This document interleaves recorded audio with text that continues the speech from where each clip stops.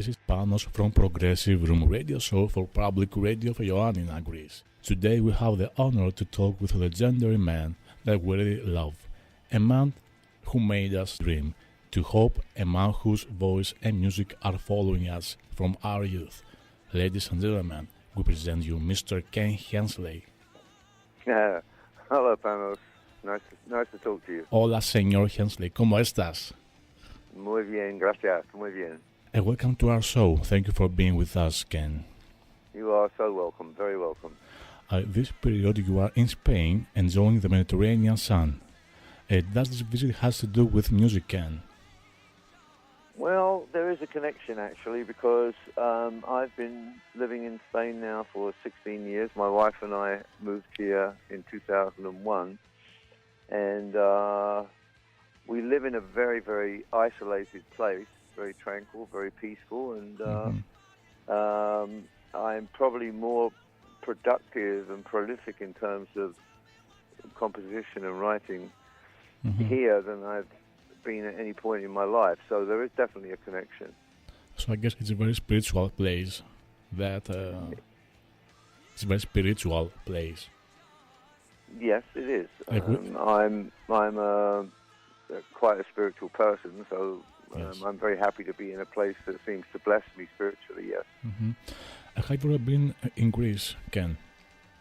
I have one time, but many, many years ago I was there on business for the company I was working with in America when I was living there. But other than that, I have spent no time in Greece. I did recently, just a couple of months ago, receive some inquiries about playing some shows there. Because as maybe you know, I play a lot in Bulgaria, or quite frequently in Bulgaria, and somebody had the idea to connect my Bulgarian concerts with some concerts in Greece, but I haven't really heard anything more about that. Although, of course, I'm always very happy to play anywhere, and yes, it would be a wonderful thing for me to play for the first time in Greece, but of course that depends on other people. Okay. Blood on the Highway, When Too Many Dreams Come True. What was your dream when we were a child? Going back to when I was probably 9 or 10 years old, I dreamed about being a bus driver. Oh, okay. And I could. That's strange. I could sit in my bed with my little red rubber ring, and I could drive the number 53 bus from my house to my school. Okay. So I've always had a very, very powerful imagination, Panos. Yes. So this has driven all of my creative work. And, you know, as I grew up, I wanted to turn my poems into songs. Hold on 1 second. Hey, be quiet! Hey! Okay. Have you still got dreams? I have 15 dogs here, so yes. they tend to be noisy from time to time.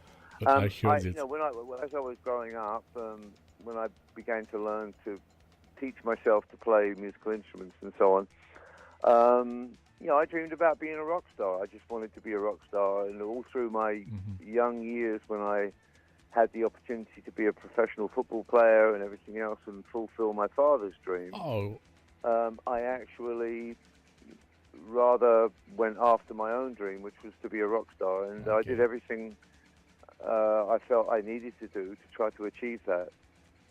And you became a rock star, of course. Yes, I did. It was a lot of hard work for many years, but eventually that dream started to come true, and then it came true in the biggest way possible. And you know, I have a wonderful story, and I've had a wonderful life, and I know that. I'm very thankful for that. But yes. you know, it's not the end of everything. I mean, it was really the beginning of everything for me. That's right. I agree with you. Well, again, I believe that life is an endless lesson. And what is your life philosophy that gives you strength to carry on? My faith, Panos. I'm a Christian, and I have a very strong faith in God. And I gave my life to Him many years ago, and I give every day to Him, so that He leads me in every single step that I take, because His plan is much better than mine. So yes, yes. that's the core of my motivation.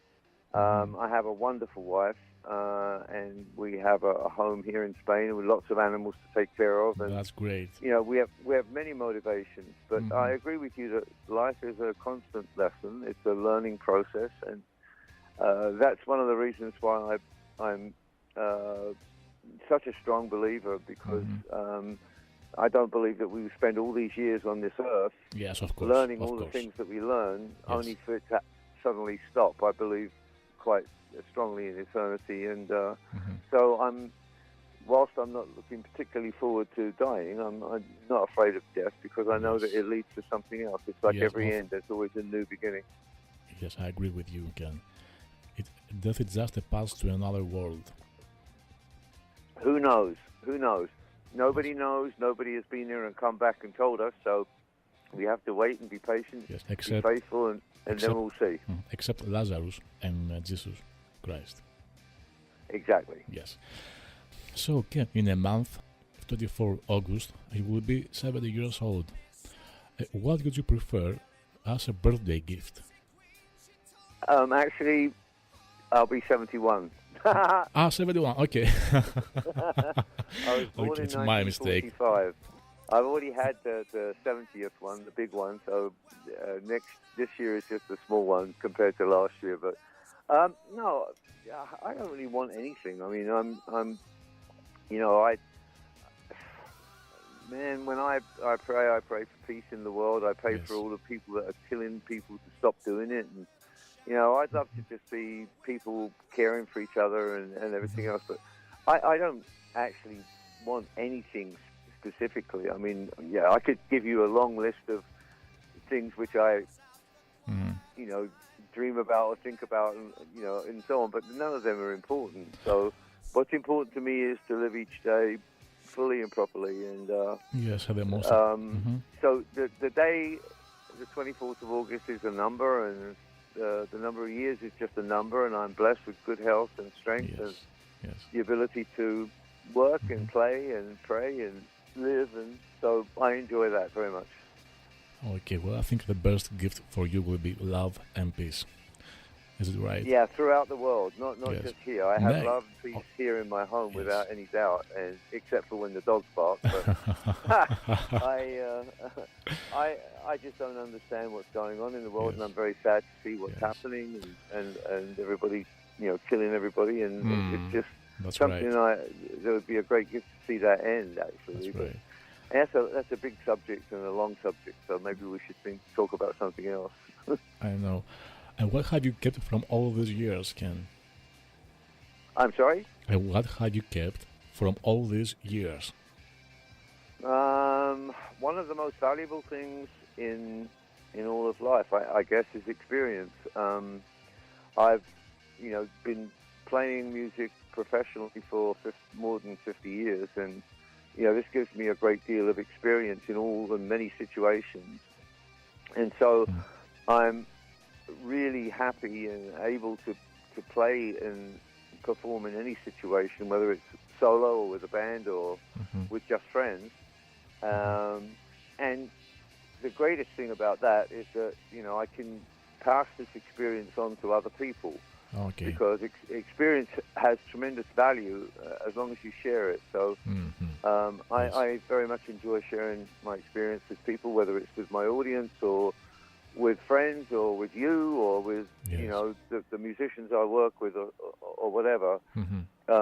This is a great blessing for me. And no, I mean I've had a fantastic life. I mean it's not always been easy, but I mean I've had the most incredible life, and I'm most thankful for it.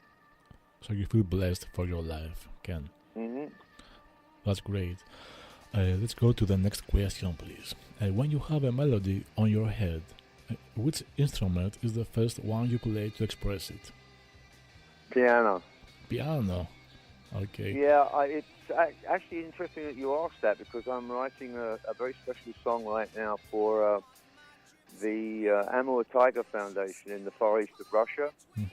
And it's a very incredible organization which saved this particular tiger from extinction. Okay, okay. It's called Amur, A-M-U-R. Okay, I didn't know that.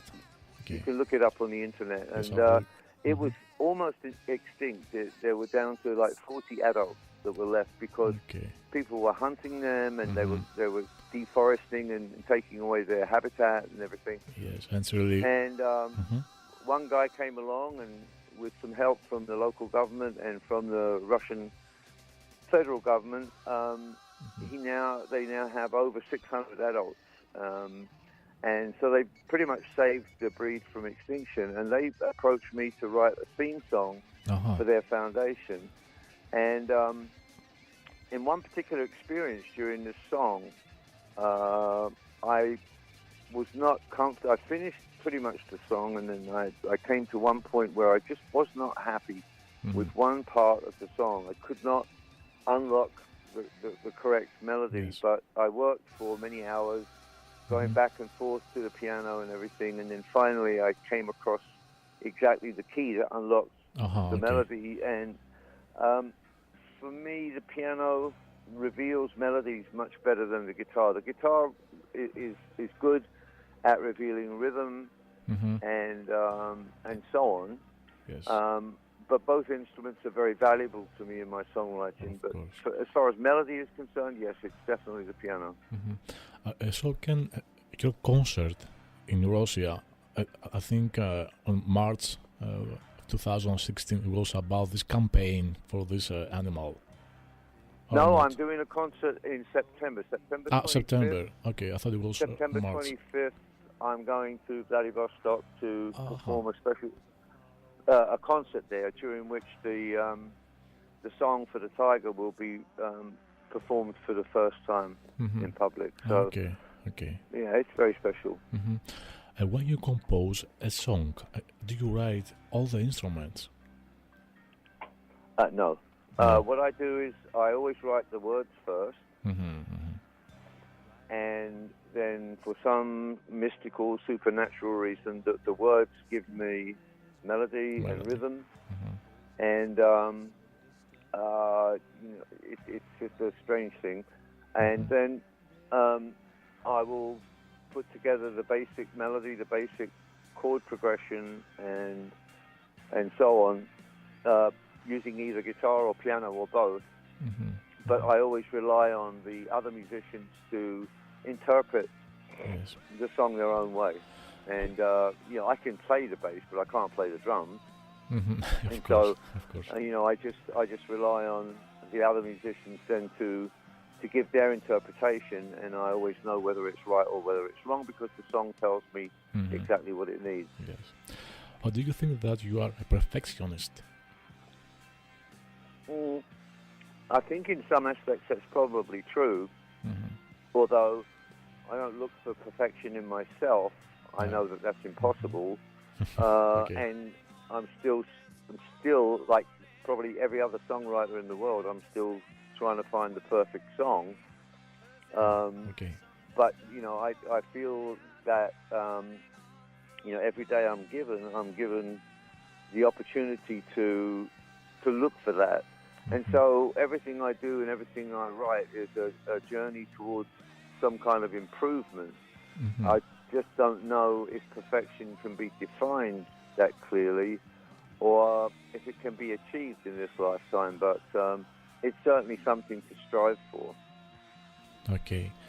Well, let's go to the daily life for the people.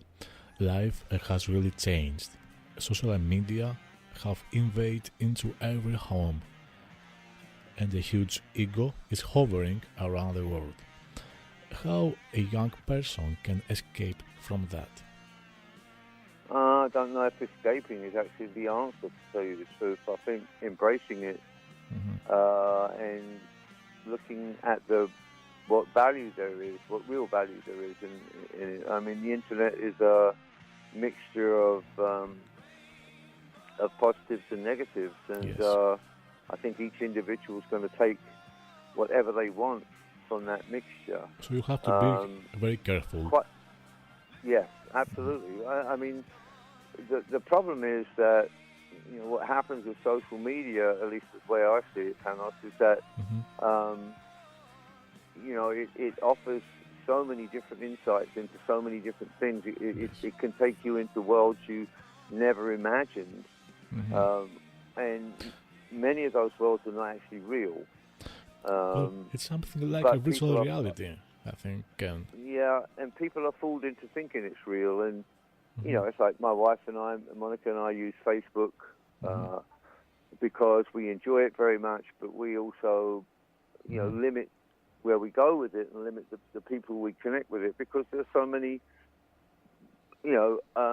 hazards and dangers out there. And the problem I have with it is, in terms of music, it's a very specific problem because we have two generations of young people now that think an MP3 file is as good as it gets, which is so far from the truth. But, that's just a fact. That's just not anything I can change. And an MP3 file, for me, if that's the best way for me to share new music with people and get them interested in it, then okay, fine, I'll use it that way. But I would never deliver an MP3 file as a finished product. I will deliver a proper audio file, which has at least 10 times the audio content. That's right. I just think it's like everything else. It's moderation, it's balance, and I just don't know why people, especially young people, have to spend so much time staring at their telephone because there was a life before that. I think this is kind of annoying. It's disturbing me, that picture of people looking at their phones all the time. Yeah. Well, it's Monica and I talk about this a lot because we get, in amongst all of the good stuff we get through social media, we get a lot of very strange people, a lot of very strange messages, and people posting really weird pictures of themselves and everything else. I mean, the thing is, it seems that the people have chosen it or embraced it as a way to validate themselves, and that's really unfortunate that they can't find another way to do that, or they feel it's so necessary to do that. And aside from that, I mean, you can take the physical fact that now there's so many young people wearing glasses because their eyesight is screwed up because they spend so much time staring at their computer screens. I mean, life, the world and reality is not so bad. It's just that they seem so disconnected from it. They seem to prefer this virtual reality that you refer to. And I think that's probably dangerous and quite harmful. Well, I agree with you. How do you spend your time, Ken? How's your daily life in Spain? Oh, well, maybe my music fans will find this strange, but I have two lives. I have two very distinct lives, and this is something my wife has taught me and spent years teaching me. I have two lives. I mean, when I go outside the gates of my house and I go to the airport and I fly to play a concert or something, then I'm Ken Hensley, the musician, the composer, and performer. And when I come back through the gates, I leave all that outside, and I'm Ken Hensley, the husband and the caretaker and part-time farmer and everything else. But my days at home. I'm up usually around between 6 and 6:30 in the morning. Wow! I feed all the cats and I prepare all the food for the chickens. So you're a farmer. So you're a farmer again. You are a farmer. Oh, no, I wouldn't say that because my wife handles most of the work down on the farm. She looks after the sheep and the goats and everything else. But I do, whatever I can to support her. And, we have a lot of property and we have a lot of animals, and it's a huge responsibility. At the moment, we started by rescuing abandoned animals, dogs and cats mainly. And at the moment, we have 15 dogs and 12 cats. Wow! We just have a heart for animals, and so it's a big responsibility. So I play my part. I do what I can to help my wife when I'm home, and then when I go out and on the road, then I become that person. So I have two different lives, but I enjoy Okay. both of them very much. Okay, that's great, Ken. Thank you.